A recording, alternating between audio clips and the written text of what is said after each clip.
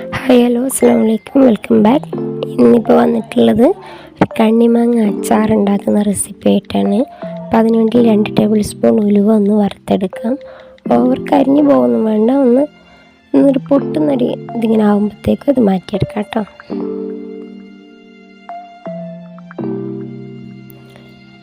ഇനിയിപ്പോൾ അതൊന്ന് മാറ്റിയെടുത്തിട്ടുണ്ട്. ഇനിയിപ്പോൾ ഇതിലേക്ക് കടുകിട്ട് കൊടുക്കാം. 2 ടേബിൾ സ്പൂൺ കടുകിട്ട് കൊടുത്തിട്ടുണ്ട്. ഇപ്പം അതും ഒന്ന് വറുത്തെടുക്കാം.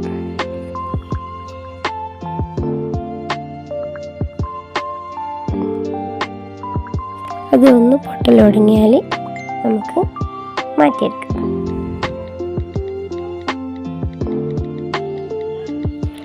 ഇപ്പം അതൊന്ന് ചൂടാറട്ടെ. അപ്പോഴത്തേക്കും അതേ പാനിൽ തന്നെ നമുക്ക് ഒരു 4 ടേബിൾ സ്പൂൺ മുളക് പൊടി, 1 ടേബിൾ സ്പൂൺ കായപ്പൊടി, കറിക്കായപ്പൊടി ചേർത്ത് കൊടുത്തിട്ട് നന്നായിട്ടൊന്ന് വറുത്തെടുത്തിട്ടുണ്ട്. ഒന്ന് ചൂടാക്കി എടുത്താൽ മതി. ഇനിയിപ്പം ഇതിലേക്ക് കുറച്ച് നല്ലെണ്ണ നമുക്ക് നന്നായിട്ടൊന്ന് ചൂടാക്കി എടുക്കണം.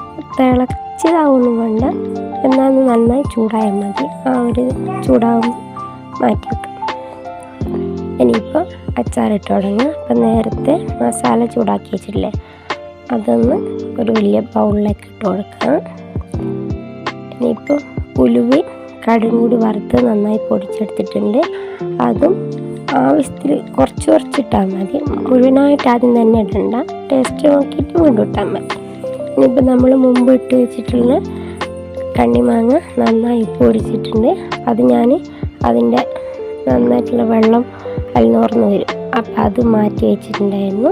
അപ്പോൾ ആദ്യം കണ്ണിമാങ്ങ ഇട്ടിട്ട് നന്നായിട്ട് മിക്സ് ചെയ്തെടുക്കാം. അടിപൊളി ടേസ്റ്റുള്ള അച്ചാറാണ് കേട്ടോ. കിടിലൻ ടേസ്റ്റാണ്. ട്രൈ ചെയ്യാത്തവന്ന് ട്രൈ ചെയ്ത് നോക്കണം. എൻ്റെ ചാനൽ ആദ്യമായിട്ടാണ് കാണുന്നതെങ്കിൽ ഒന്ന് സബ്സ്ക്രൈബ് ചെയ്തേക്കണേ. ഇനിയിപ്പോൾ ഈ മാങ്ങേൻ്റെ അകത്ത് മാറ്റി വെച്ചിട്ടുള്ള ആ ഒരു മാങ്ങേൻ്റെ വെള്ളം ഇതിലേക്ക് മുഴുവനായിട്ട് ഒഴിക്കാം കേട്ടോ.